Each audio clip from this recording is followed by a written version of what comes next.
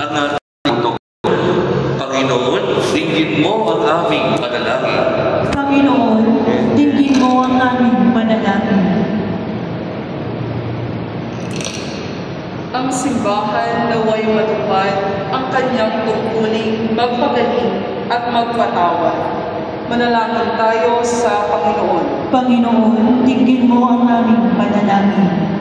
Ang mga pinuno ng pamahalaan naway magpakita ng kalinga at malasakit para sa mga dukha at api. Manalangin tayo sa Panginoon. Panginoon, dinggin mo ang aming panalangin. Atin nawang makita ang ating sariling mga pagkakamali at iwasang humusga sa mga pagkakamali ng iba. Manalangin tayo sa Panginoon. Panginoon, dinggin mo ang aming panalangin. Ang mga may sakit, mga nangungulila at may kapansanan, naway makatagpo ng lakas at kagalingan. Manalangin tayo sa Panginoon. Panginoon, dinggin mo ang aming panalangin. Ang mga yumaong mga mahal natin sa buhay at mga kaibigan, naway makatagpo ng kapanatagan at kaligayahan. Manalangin tayo sa Panginoon. Panginoon, dinggin mo ang aming panalangin. Sa sandali po ng ating katahimikan na ating inuno ang ating mga personal na intensyon.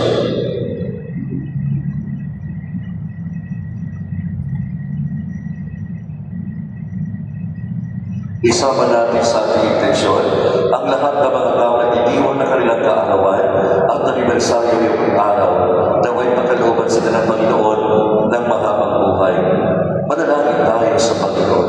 Panginoon, dinggin mo ang aming panalangin. All this we ask through Christ our Lord. Amen.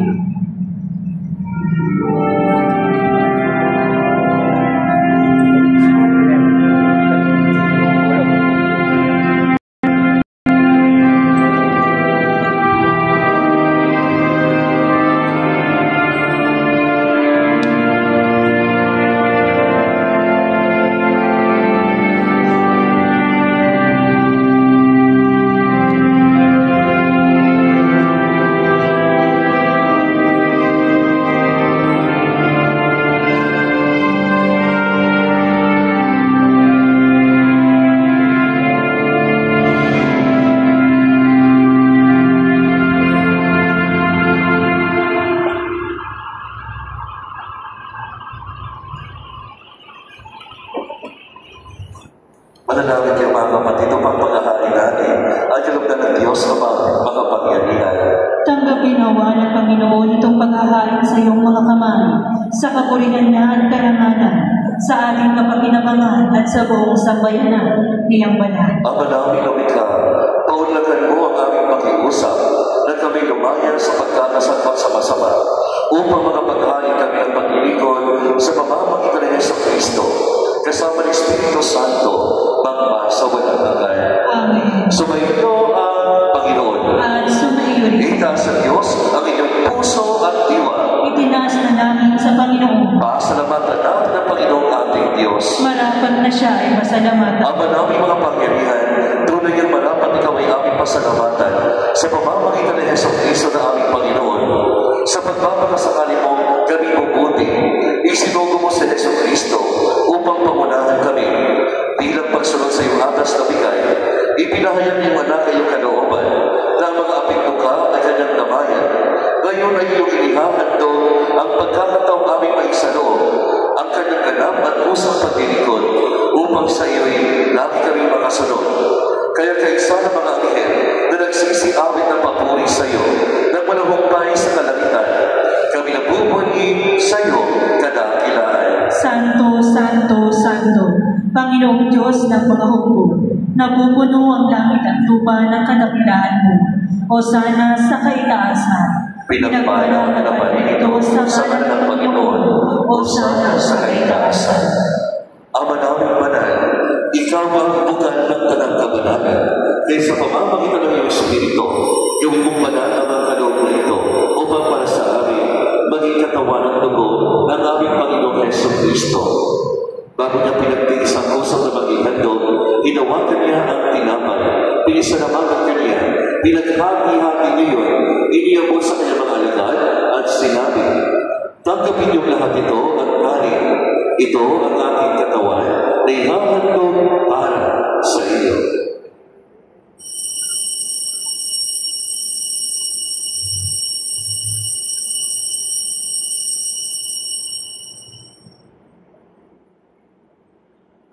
Kaya di naman na matapos ang hapunan, hinawakan niya ang kalis, muli kanyang pinasalamatan, iniyabot niya ang kalis sa kanyang mga alagad at sinabi, tanggapin niyong lahat ito at inumin.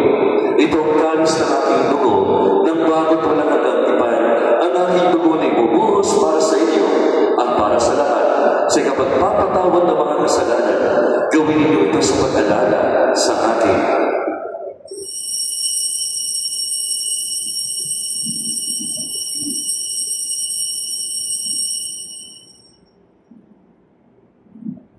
Ang misteryo ng pananampalataya.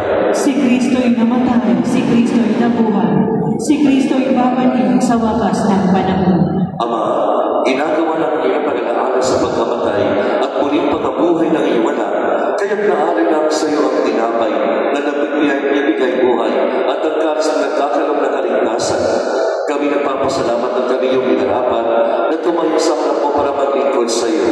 Isinasamo namin kami magsasalo-salo sa katawan at dugo ni Kristo ay mabuklod sa pagkakaisa sa pamamagitan ng Espiritu Santo. Ama, ligapin mo ang iyong simbahan laganap sa buong daigdig. Puspusin mo kami sa pag-ibig kay San Francisco na aming Papa at ni Roberto na aming Obispo at ng Tanang Kaparian. Alalahanin mo rin mga kapatid namin na higlay na may pag-asa sila'y muling mabubuhay gayon ang lahat ng mga pumanaw. Lalo na po si Ernesto Senior, Ernesto Junior, Milagros, Freddy, Primitivo Junior, Ambrosio, Rodolfo, Escolastica, Maria, at Irineo. Alalahanin mo, kaawaan mo sila at patuloyin sa iyong kaliwanagan. Kaawaan mo pagitapat kaming lahat na magasalo sa iyong buhay na walang wakas. Kaysa ng mahal na Birheng Maria, na ina ng Diyos, kaysa ng mga apostol, at ang lahat ng mga banal na nabuhay dito sa daigdig ng kalugod-lugod sa iyo. May pagdiwanawan namin ang pagpupuri sa karangalan mo sa pamamagitan ng iyong anak ng aming Panginoong Heso Kristo. Sa pamamagitan ni Kristo, kasama niya at sa Kanya, ang lahat ng parangal at papuri ay sa iyo, Diyos ang mga makapangyarihan, kasama ng Espiritu Santo.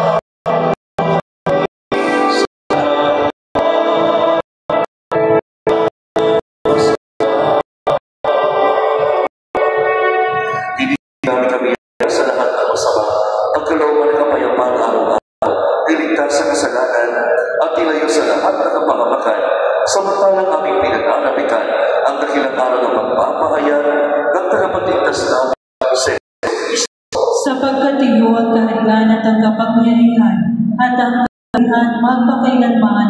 Amen. Panginoon Jesucristo, sinabi mo sa mga apostol, kapayapaan ang ibigay sa inyo, ang aking kapayapaan ang binibigay ko sa inyo. Tunghayan mo ang aming pananampalataya at huwag ang aming mga pagkakasala.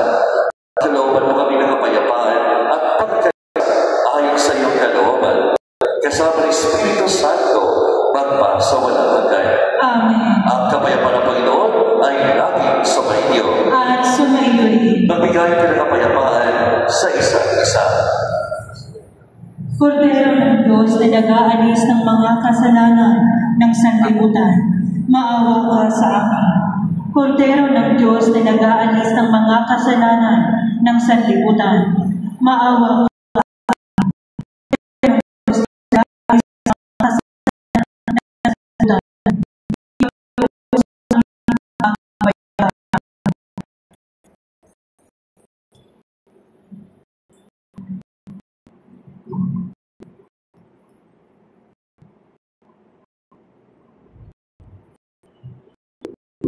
Ating Kristo ang Kordero ng Diyos, nakakaalis sa kasalanan ng sanlibutan, ang parang inurihan sa kanyang Panginoon, hindi ako dapat na magpatuloy sa iyo. Ngunit sa salita na gagawin na ako. Hindi naman ang nag-request ko sa iyo. Amen.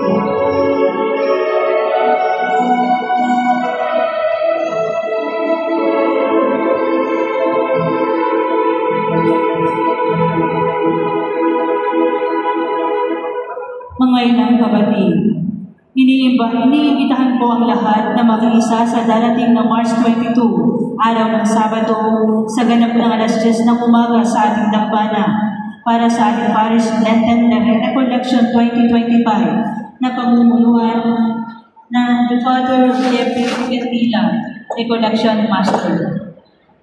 Sa selebrasyon ng Jubilee, mayroon na po tayong pilgrim passport sa halagang 200. Isang simbahan ng St. Peter Parish ang maaari ninyong mabisita sa 8 parokya ng Diocese of Novaliches. Mabibili po ang passport sa labas ng simbahan o sa ating opisina. Maagang paanyaya sa mga magulang na nais isali ang kanilang anak na gustong mag-angkin sa salubong. Edad 9 at 15 taong gulang. Magpalasalamang po sa opisina ng simbahan. Ang ating pagbilan para sa edad 12 years old pataas at ang ating first communion para sa 8 years old ay sa April 12. Magpalasalamang po sa opisina.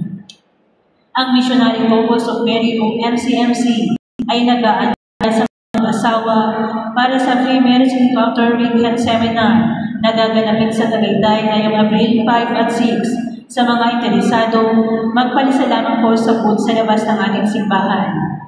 Inaanyayahan po ang lahat sa isang Marian Pilgrimage sa Europe, kasama po ang pagdalo sa canonization ni Blessed Carlo Acutis sa April 24 to May 11, 2025. Ang chaplain po ay ang ating kurang paroko, Father Alex Samonte. Maaari po kumuha ng flyer sa ating opisina. Magkakaroon po tayo ng Jubilee Year Pilgrimage 2025 sa Metro Manila na gaganapin sa April 5, Sabado. Maaari po tayong magpalista sa opisina mula Lunes hanggang Sabado at sa may kwarya naman sa araw ng Linggo. Magsiti tayo ng kandila sa labas ng ating simbahan para sa inyong mga pansariling kahilingan at bisitahin ang ating parish store para sa inyong mga pangangailangan. Ugaliin rin natin magpa-Thanksgiving Mass para sa mga blessings na ating natatanggap. Maraming salamat po. Manalangin tayo. Ama namin mapagmahal, ang aming pakikilala ay siya na magdulot ng kapatawaran sa aming mga kasalanan upang kami makasala sa ligaya sa kalangitan sa pamamagitan ng Yesu Cristo kasama ng Espiritu Santo magpa sa walang hanggan. Amen. Sumagiyo ang Panginoon At sumagiyo rin. at pagpalayo kayo ng makapangyarihang Diyos, Ama, Anak, at Espiritu Santo. Amen. Tapos na po ang ating mananabisa, naglayos yung pagalis sa kapayapaan ng pagmamahal ni Kristo. Salamat sa Diyos.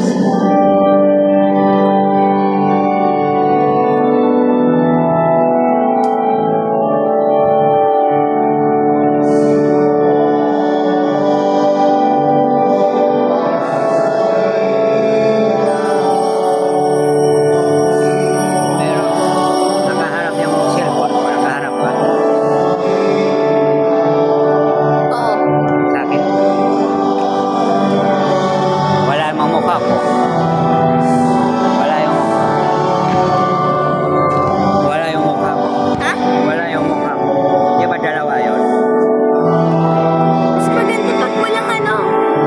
Pag walang, Okay na. pag walang dalawa. Sana. Kasi Sana. I-off ka.